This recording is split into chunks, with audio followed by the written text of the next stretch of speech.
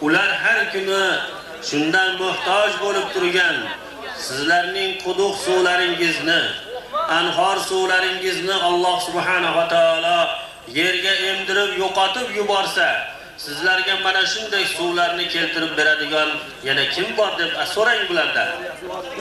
Alloh subhanahu va taolo qodir.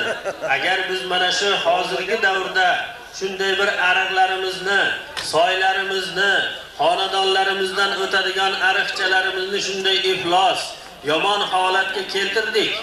Alloh taolo xohlasa bu ne'matini bizdan olib qo'yishlikka har qachon, har doim qodir zot. Agar shularni yo'q qilib yuborsa, holimiz ne kechadi? Shuning uchun muhtaram birodarlar, mana shaharimizda va nafaqat bu bitta Shahrixon shahar, umuman bu holat butun jumhuriyat holatlarida ko'cha-ko'ylardagi ariqlar va soy-u kanallarni shunday bir iflos holatlarga keltirishlik, har xil axlatlarni tashlashlik bu juda ham gunohi azim. Payg'ambarimiz sollallohu alayhi vasallam mana shunday suvlarga iflos qilganlarni, azob uqubatlarini hadis shariflarida juda ko'p bayon qilganlar.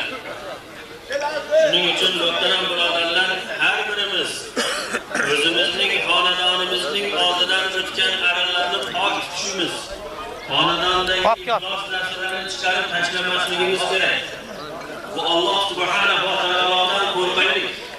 Bu insonlarning tuzgan, o'zimiz tuzgan qonundan qo'rqmaysiz, lekin odamlar ko'rmayapti deb kimchalar chiqib tashlaymiz.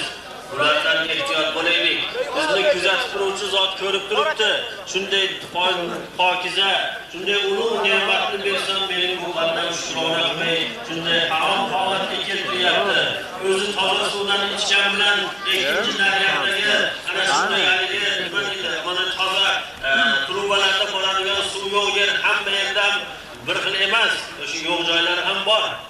Ana shu birodarlarimiz bu suvlarni ichadi.